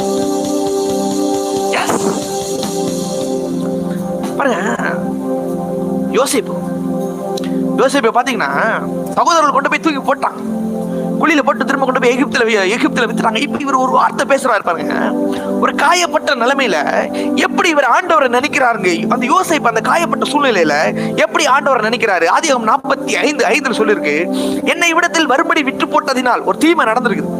நல்லா கவனிச்சுக்கோங்க, ஒரு காயப்பட்ட நிலைமை நடந்திருக்கு. சொல்றாரு பாருங்க, என்னை இவ்விடத்தில் வரும்படி விட்டு போட்டதினால் நீங்கள் சஞ்சலப்பட வேண்டாம். தன்னுடைய சகோதரர்களை பார்த்து சொல்றாரு, பயப்படாதீங்க, நீங்க என்ன வித்து போட்டது நல்லது. இந்த வார்த்தை யாருக்கு வரும் தெரியுமா? தேவனோட உறவுல இருக்கவனுக்கு தான் வரும். காயம், சகோதரர்களால காயம் வந்திருக்குது. ரொம்ப வருஷத்துக்கு அப்புறம் சகோதரர்களை திரும்ப பார்க்கற இந்த வேலையில அவன் சொல்றான், நீங்கள் சஞ்சலப்பட வேண்டாம், அது உங்களுக்கு விசனமாகவும் இருக்க வேண்டாம், கஷ்டப்படாதீங்க, கவலைப்படாதீங்க. ஆண்டவர் இங்க என்னை எதுக்கு கொண்டு வந்தார்னா, ஜீவ ரட்சனை செய்யும்படிக்கு தேவன் என்னை உங்களுக்கு முன்னே அனுப்பினார். ஜீவ ரட்சனை செய்யும்படிக்கு. பாருங்க, இவர் ஒரு உடைக்கப்பட்ட நிலைமையில, காயப்பட்ட நிலைமையில நல்ல வார்த்தையை பேசுறாரு பாருங்க. ஜீவ ரட்சனை செய்யும்படிக்கு நினைக்கிறாரு. ஆண்டவர் என்ன இங்க எதுக்கு கொண்டு வந்திருக்கிறேன்னா, ஜீவ ரட்சனை அப்படின்னா உங்களை காப்பாற்றுறதுக்காக தான். இந்த பஞ்ச நேரத்துல உங்களை காப்பாற்றுவதற்காக தான் தேவன் என்னை இப்படி கொண்டு வந்தான்னு சொல்லி தான் ஒடுக்கப்பட்ட சூழ்நிலை பேசுறாரு. ஜீவ ரட்சனை செய்யும்படிக்கு. அடுத்து சொல்றாரு, 7வது வசனம் சொல்லுது பாருங்க, பூமியிலே உங்கள் வம்சம் ஒழியாமல் இருக்க உங்களை ஆதரிக்கிறதற்காகவும் பெரிய ரட்சிப்பினால் உங்களை உயிரடை காப்பதற்காகவும் தேவன் என்னை உங்களுக்கு முன்னே அனுப்பினார். தன் எந்த சகோதரர்களால் நொறுக்கப்பட்டாரோ, எந்த சகோதரர்களால் உடைக்கப்பட்டாரோ, அதே சகோதரர்கிட்ட இவர் பேசுறாரு, உங்களை ஆதரிப்பதற்காக, உங்களை காப்பதற்காக, உங்களை ரட்சிப்பதற்காக தான் தேவன் முன்னே என்னை அனுப்பினார். இந்த வார்த்தை எல்லாம் யாருக்கு வரும் தெரியுமா? தேவனோட உறவுல இருக்கவனுக்கு மட்டும்தான் வரும். தேவனை ஆழமா அறிந்தவனுக்கு, தேவனோட உறவுல இருந்து அவரை அனுபவிக்கிறவனுக்கு மட்டும்தான் வரும். நான் சொல்றேன், யோசேப்பு தேவனை அனுபவிக்கிறவன். அதான் ஒரு தவறு செய்யணும்னு வாய்ப்பு வந்தப்ப கூட தவறு செய்யல. சிறைச்சாலையில கூட பார்வன் சொல்றாரு, சிறைச்சாலையில அழைத்து சொல்றாரு, இவன்ட்ட ஒரு வேற ஆவி, ஒரு வித்தியாசமான ஆவி இருக்கு யோசிப்பட்ட. காரணம் என்ன தெரியுமா? அவன் தேவனோட உறவில் இருந்தான். இப்படி தீமை செஞ்ச இடத்துல இவன் வாயில எப்படிப்பட்ட நல்ல வார்த்தை வருது பாருங்க. சகோதரரை பார்த்து சொல்லுவாங்க, உங்களை காப்பாற்றுறதுக்கு ஜீவ ரட்சனை செய்யும்படிக்கு என்ன இங்க கொண்டு வந்திருக்கிறாரு. அடுத்து சொல்றாரு, தேவன் என்னை எகிப்து தேசத்துக்கு முழுவதுக்கும் அதிபதியாய் வைத்தார். இப்ப பேசுறாரு, இந்த எகிப்து தேசத்துக்கு என்னால அதிபதி ஆகல, தேவன் என்னை அதிபதியாக மாற்றினார். எல்லாம் தேவன் தேவன் தேவன் தேவன் என்னை அனுப்பினார். தேவன் உங்களை காப்பதற்காக என்னை முன்னே அனுப்பினார். ஜீவரட்சனை செய்யும்படி தேவன் என்னை அனுப்பினார். எல்லாத்திலையும் நினைக்கிறது யாரை நினைக்கிறார்? தேவனை நினைக்கிறார். நான் சொல்றேன், இந்த வேளையில, இந்த துக்கமோ துயரமான நேரத்தில் தேவனை நினைங்க. தேவன் செய்த நன்மைகளை நினைங்க. தேவன் செய்த நன்மைகளை நினைங்க. 120 வருஷம் அங்க நல்லா வாழ்ந்தாரு. கொஞ்சம் வருஷம் சிறை இருப்புல இருந்தாலும் 120 வருஷம் தேவன் நல்லா வாழ வச்சார். யோசேப்பை நல்லா வாழ வச்சார். நான் சொல்ல, யோசேப்பு எல்லா சூழ்நிலையும் தேவனை நினைத்திருக்கிறார். தேவன் யோசேப்பை உயர்த்தினார். அதே தேவன் உங்களை உயர்த்த வல்லவராயிருக்கிறார். அதே 50:20 சொல்றாரு பாருங்க, நீங்கள் எனக்கு தீமை செய்ய நினைத்தீர்கள், தேவனோ இப்பொழுது நடந்து வருகிறபடியே வெகு ஜனங்களை உயிரோட காக்கும்படிக்கு அதை நன்மையாய் முடிய பண்ண சொல்றாரு. இந்த பஞ்ச தேசத்துல வெகு ஜனங்களை காக்கும்படிக்கும், உங்களை காப்பதற்கும் வெகு ஜனங்களை காக்கும் பிடிக்கும் நீங்கள் எனக்கு தீமை செய்தீர்கள், தேவன் அதை நன்மையாய். சொல்றேன் சிஸ்டர், சிலர் உங்களை தீமை செஞ்சிருக்கலாம். பிரதர், சிஸ்டர், ஆண்டவர் உங்களை பார்த்து சொல்ற, வெகு ஜனங்களை உயிரோட காக்கும்படிக்கு தேவன் அதை நன்மையாய் முடிய பண்ணுங்க. வெகு ஜனங்களை நான் உயிரோட காக்கும்படிக்கு தேவன் அதை நன்மை. எத்தனை பேர் விசுவாசிக்கிற பிள்ளைங்க ஆமென் சொல்லுங்க. வெகு ஜனங்களை காக்கும்படிக்கு தேவன் அதை நன்மையாய். இதே மாதிரிதான் திரும்ப யோபு தான் வராரு பாருங்க. யோபு உடைக்கப்பட்ட நிலைமையில, காயப்பட்ட நிலைமையில இந்த சூழ்நிலை சொல்றாரு. யோபு 29:2 பழச நினைச்சு பாக்குறாரு. அந்த யோபு 29வது அதிகாரம் ஃபுல்லா பழச நினைச்சு சொல்றாரு. பழச நினைச்சு பாக்குறாரு. உடைக்கப்பட்ட சூழ்நிலை, நொறுக்கப்பட்ட சூழ்நிலையில, ஒன்னில்லா எல்லாத்தையும் இழந்த நிலைமையில உட்கார்ந்து பேசுறாரு பாருங்க. சென்று போன மாதங்களில் தேவன் என்னை காப்பாற்றி வந்த நாட்களில் எனக்கு உண்டாயிருந்த ஆசீர்வாதம் சீர் இப்பொழுது இருந்தால் நலமா இருக்க சொன்னாரு. அன்னைக்கு என்ன அப்படி இல்ல, என்ன நடத்தினாரு, ஒரு ஆசீர்வாதம் இருந்துச்சு, ஒரு சீர் இருந்துச்சு. அது இப்ப நல்லா இருந்தா நல்லா. உடைக்கப்பட்ட நிலைமை, காயப்பட்ட நிலைமை, பிசாசு காயப்படுத்திட்டான், பிசாசு எல்லாத்தையும் இழந்துட்டான், எல்லாத்தையும் எடுத்துட்டான், எல்லாத்தையும் இழந்த நிலைமையில உட்கார்ந்து பேசுறாரு. அன்னைக்கு இருந்த அந்த சீர் இப்ப இருந்தா நல்லா இருக்கும். அப்பொழுது அவர் தீபம் என் தலை மேல இருந்துச்சு சொன்னார். அப்ப என் மேல தீபம் இருந்துச்சு, ஒரு வெளிச்சம் பிரகாசித்தது. அந்த வெளிச்சத்தினால இருளை கடந்து போனேன். அன்னைக்கு இப்படி இருந்துச்சு. தேவனுடைய ரகசிய செயல் என் கூடாரத்துல இருந்துச்சு. காயப்பட்ட நிலைமையில எப்படி பேசுறாரு பாருங்க. தேவனுடைய ரகசிய செயல் என் கூடாரத்துல இருந்துச்சு. சர்வ வல்லவர் என்னோடு இருந்தார். என் பிள்ளைகள் என்னை சூழ்ந்து இருந்தார்கள். என் பாதங்களை நான் நெய்யினால் கழுவினேன். நல்லா கவனிச்சுக்கோங்க பிரதர் சிஸ்டர். பழைய வாழ்க்கை நல்லா இருந்துச்சுன்னா அதை பேசுங்க, திரும்ப பேசுங்க. இன்னொன்னு சொல்லவா, இது வரைக்கும் சில வாழ்க்கை நல்லா இல்லைன்னா புதுசா சிலதை பேச ஆரம்பிங்க. புதுசா சிலது நடக்கிறத பேச ஆரம்பிங்க. புதுசா சிலது வரட்டும், சில நன்மைகள் வரட்டும், பேச ஆரம்பிங்க. என் பாதங்களை நெய்யினால் கழுவினேன். அந்த செல்வ நாட்களின் சீர் இப்போது இருந்தால் நல்லா இருக்கும். அன்னைக்கு நல்லா இருந்த அந்த நாள் இப்ப இருந்தா நல்லா இருக்கும். சொல்லுது பாருங்க. அன்னைக்கு என் மேல ஒரு மரியாதை இருந்துச்சு. வாலிபர்கள் என்னை கண்டு ஒளித்துக் கொள்வார்கள். கிழக்கத்திய புத்திரர்கள் எல்லாரை விட பெரியவனா இருந்த வாலிபர்கள் யோபு பார்த்தா ஒளிச்சு இருப்பாங்க. முதியோர்கள் எழுந்திருந்து நிற்பார்கள். பழசெல்லாம் பேசுறான். அன்னைக்கு அப்படி இருந்தேன். வாலிபர்கள் என்னை கண்டு ஒளித்துக் கொள்வார்கள். முதியோர்கள் என்னை கண்டு எழுந்து நிற்பார்கள். பிரபுக்கள் பேசுவதை நிறுத்தி கையினால் தங்கள் வாயை என்ன நான் அந்த இடத்துல டிராவல் பண்ணி போறேன்னா சில பிரபுக்கள் இருப்பாங்க, சில தலைவர்கள் இருப்பாங்க. என்ன பார்த்தா வாயை மூடிடுவாங்க. அந்த அளவுக்கு எனக்கு மரியாதை இருந்துச்சு. பழசெல்லாம் பேசுறான். நல்லா கவனிச்சுக்கோங்க. நினைங்க, ஆண்டவர் செஞ்ச பழசெல்லாம் நினைங்க. பிரபுக்கள் பேசுகிறதை நிறுத்தி தங்கள் வாயை பற்றிக் கொள்வார். 12வது வசனம், முறையிடுகிற ஏழையும் திக்கட்ட பிள்ளைகளையும் உதவியற்ற ரட்சித்தேன் சொல்றாங்க. ஏழைக்கு நான் உதவி செஞ்சேன், திக்கட்டவனுக்கு உதவி செஞ்சேன், அநேக ஏழைகளை நான் போஷித்தேன். அன்னைக்கு நான் அப்படி இருந்தேன். அந்த வாழ்க்கை எனக்கு இப்ப கிடைச்சா நல்லா இருக்கும் சொல்லி அதை பேசுறேன். காயப்பட்ட நிலைமையில நல்லதை பேசுறேன். 13வது வசனம் சொல்லுது, கெட்டு போக இருந்தவனுடைய ஆசீர்வாதம் என்மேல் வந்தது. விதவையின் இருதயத்தை கம்பீரிக்க பண்ணினேன். விதவையின் இருதயத்தை எல்லாம் நான் கம்பீரிக்க பண்ணினேன். அன்னைக்கு ஆண்டவர் எனக்கு இவ்வளவு நன்மைகள் செய்தார்னு சொல்லி அதை யோபு நினைச்சு பார்க்கிறார். ரகசிய செயல் என் கூடாரத்துல இருந்துச்சு. நான் சொல்லவா, இவன் நினைச்சு பார்த்தான், இழந்ததெல்லாம் ரெட்டிப்பா பெற்றுக்கொண்டான். தாவீது சொல்லார், என் ஆத்துமாவே கர்த்தரை ஸ்தோத்திரி. அவர் செய்த உபகாரங்கள், அவர் செய்த நன்மைகளை நீ மறக்காத. அவர் அக்கிரமத்தை மன்னிச்சிருக்கிறார். என் நோய்களை மாற்றி இருக்கிறார். என் பிராணனை அழிவுக்கு விலக்கி என்னை கிருபையினாலே இரக்கங்களால் முடி சூட்டி. நினைச்சு பார்த்தா, ஆண்டவர் செய்த நன்மைகளை நினைச்சு பார்த்தா என்ன நடக்கும் தெரியுமா? நன்மையினால் உன் வாயை திருப்தியாக்குவார். எப்படி யோபு ஆண்டவர் செய்த நன்மைகளை நினைத்து பார்த்தாரோ, எப்படி யோசேப்பு ஆண்டவர் எனக்கு இவ்வளவு செஞ்சார், ஜீவரட்சணம் செய்வதற்காக என்னை கொண்டு வந்தார், உங்களை காப்பாற்றுவதற்காக என்னை கொண்டு வந்தார், இந்த வெகு ஜனங்களை காப்பாற்றுவதற்காக என்னை அதிபதியாய் மாற்றினார், தீமையை நன்மையாய் முடிய பண்ணினார் என்று சொல்லி எல்லாத்தையும் நினைச்சு பேசுறான் பாருங்க. இப்படி பேசினா என்ன நடக்கும்னா, நன்மையினால் உன் வாயை திருப்தியாக்கி கழுகுக்கு சமானமா என் வயது திரும்ப வாழ வயதாய் மாறும். நன்மையினால திருப்தியாக்குவார். கழுகுக்கு சமானமா என் வயது திரும்ப வாழ வயதாய் மாறும்.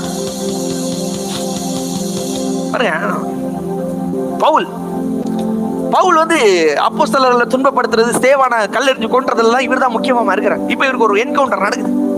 என்கவுண்டர் நடந்து அப்படியே ஆண்டவரை நான் என்ன செய்யணும், நான் அடிமை அப்படின்னு சொல்லி ஆண்டவருக்கு ஒப்பு கொடுத்தா. இப்போ ஒப்பு கொடுக்கிற வேலையில் ஆண்டவர் சொன்னாரு, நீ எருசலேம்ல என்னை பத்தி எப்படி சாட்சி கொடுத்தியோ, எருசலேம்ல என்னை பத்தி என்னெல்லாம் சொன்னியோ, அதே மாதிரி நீ ரோமாபுரியில சொல்லணும்.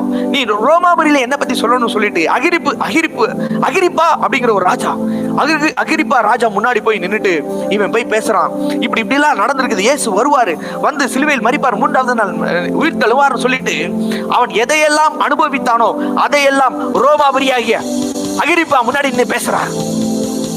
அன்னைக்கு ஆண்டவர் என்னை சவுலே நீ ஏன் என்னை துன்பப்படுத்துகிறார் அப்படின்னு சொல்லி ஆண்டவர் என்னை குறித்து பேசினார். அதெல்லாம் அறிக்கையிடுறான். நான் சொல்றேன், ஆண்டவர் செய்த நன்மைகளை மற்றவர்களுக்கு முன்பாக சொல்லுங்கள். எருசலேமிலே சாட்சி கொடுத்தான், ரோமாபுரியில் சாட்சி கொடுத்தான் பவுல். அதே வைராக்கியம், தேவன் செய்த நன்மைகளை நாம் மற்றவருக்கு சொல்ல வேண்டும். அடுத்து சொல்றேன், இந்த காயத்தின் நேரத்தில் தேவன் உங்களை உயர்த்துகிறார். முதல்ல சொன்னேன், காயத்தின் நேரத்தில் நல்லதை மட்டும் பேசுங்க. இந்த காயத்தின் சூழ்நிலையில் நல்லதை பேசுங்க. ஆண்டவர் உங்களை காயத்தை கட்டுவார். நினைக்காத நன்மைகள் நடக்கும். காயத்தின் சூழ்நிலை எதை குறித்து பயப்படாம அசையாம தேவனை பிடிச்சுக்கோங்கன்னு சொன்னேன். அடுத்து காயத்தில் ஆண்டவர் செய்த நன்மைகளை எல்லாம் நினைக்கணும். ஆண்டவர் செஞ்ச நன்மைகளை எல்லாம், என்னென்ன நன்மைகள் எல்லாம் செய்தாரோ அதையெல்லாம் நினைக்க வேண்டும். அடுத்து சொல்றேன், காயத்தின் நேரத்துல கர்த்தர் உங்களை உயர்த்துவதில் 100% நடக்கும். 3 காரியங்கள் செயல்படுகிற வேளையில 100% நடத்துவோம். கர்த்தர் தரித்திரமடைய செய்கிறார், ஐஸ்வர்யமடைய பண்ணுகிறார், அவர் தாழ்த்துகிறார், உயர்த்துகிறார். இது சொன்னது யார் தெரியுமா? காயமடைந்த அன்னாள் சொல்றான். பெண்ணினாளால் துக்கப்படுத்தப்பட்டவள், குழந்தை இல்ல மல்லடின்னு சொல்லப்பட்டு எல்லாரும் காயப்படுத்தப்பட்ட அன்னாள் சொல்றா. இப்ப சொல்றா, 6 பிள்ளைகள் பிறந்துருச்சு.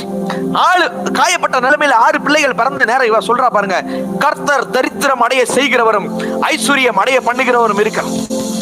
ஆண்டவர் ஐஸ்வர்யம் அடைய பண்ணுவார், உயர்த்துகிற கர்த்தர்.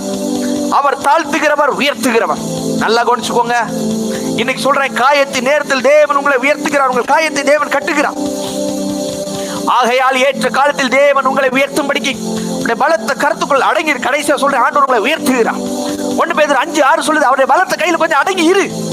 கொஞ்சம் சுயத்துல ஓடாத, கொஞ்சம் மாம்சத்துல ஓடாத, மத்தவங்க சொல்றதை கேட்காத. கொஞ்சம் ஆண்டவர் சொல்ற மாதிரி அவருடைய கருத்துக்குள்ள அடங்கி இரு. கொஞ்சம் துள்ளாத, கொஞ்சம் அமைதியா உட்காரு, பிரசனத்துல உட்காரு.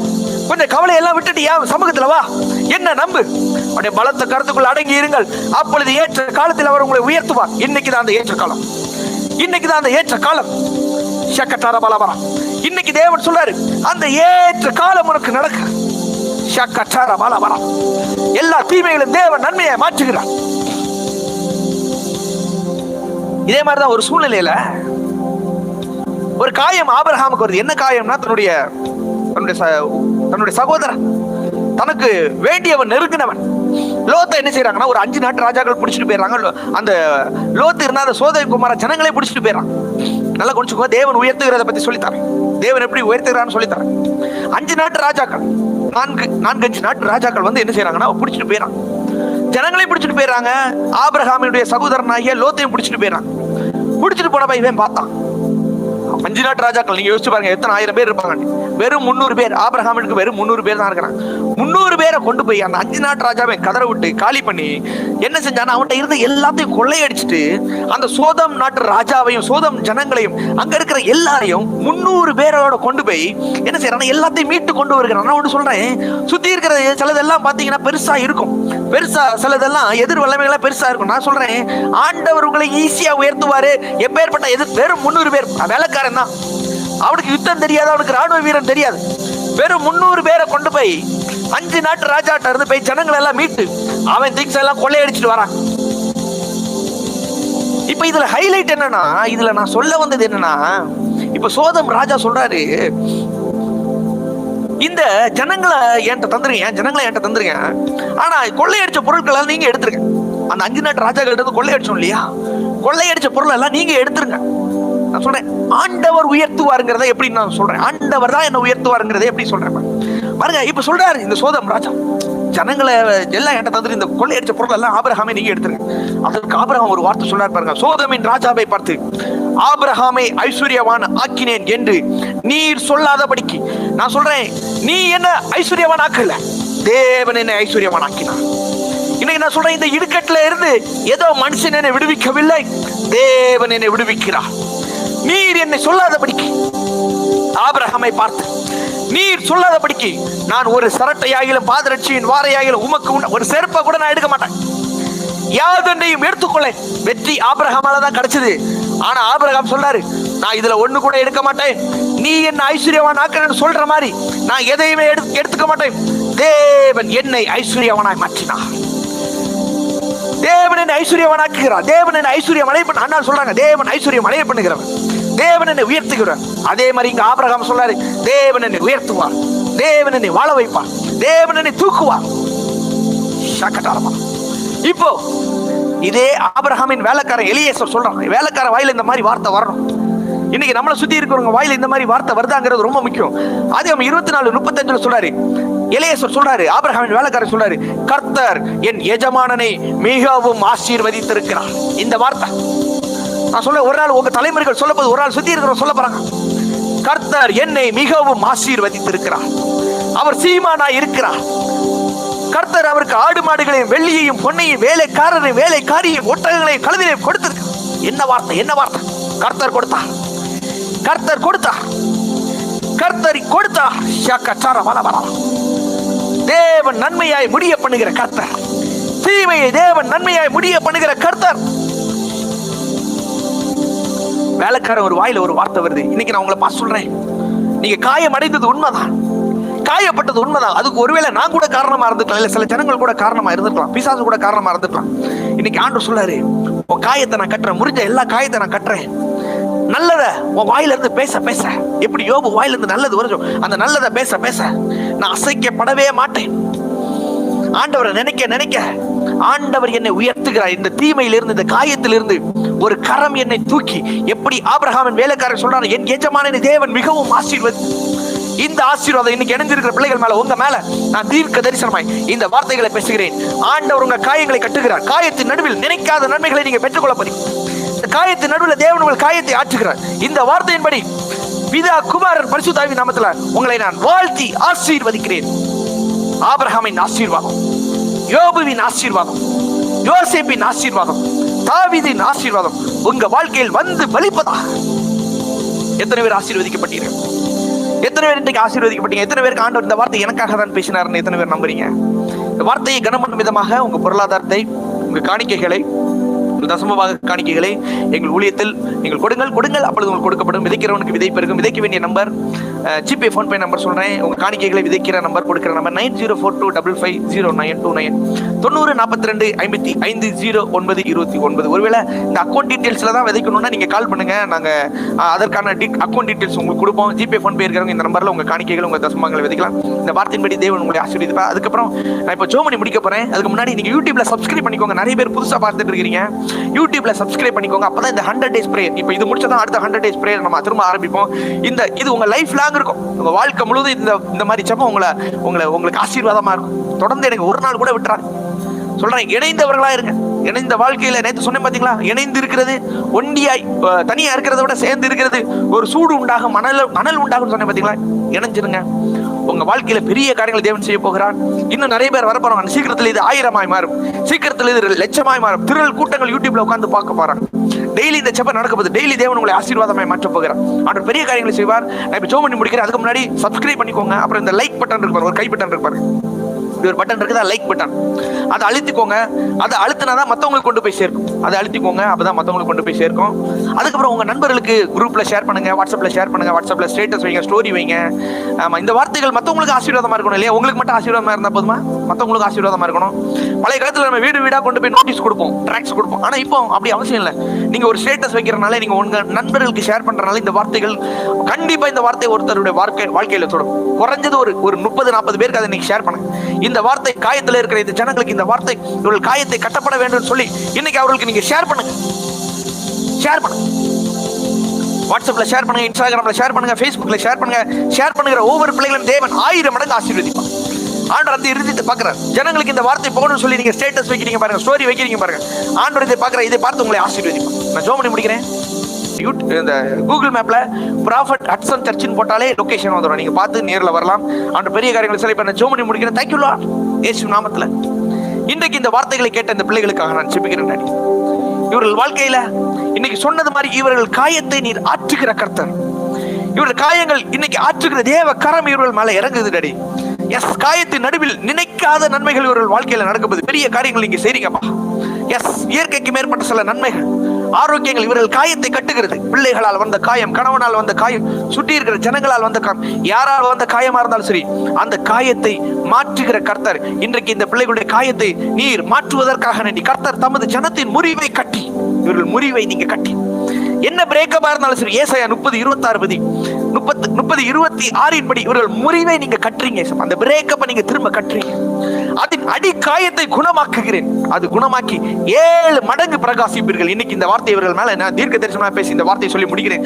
7 மடங்கு. எந்த இடத்துல நீங்க காயம் அடைந்தீர்களோ அந்த இடத்துல 7 மடங்கு அன்பை பெறுவீர்கள், நேசத்தை பெறுவீர்கள், சமாதானத்தை பெறுவீர்கள், சந்தோஷத்தை பெறுவீர்கள், நிம்மதியை பெறுவீர்கள், சகல ஆசீர்வாதத்தையும் 7 மடங்கு இந்த பிள்ளைகள் பெறுவார்கள்.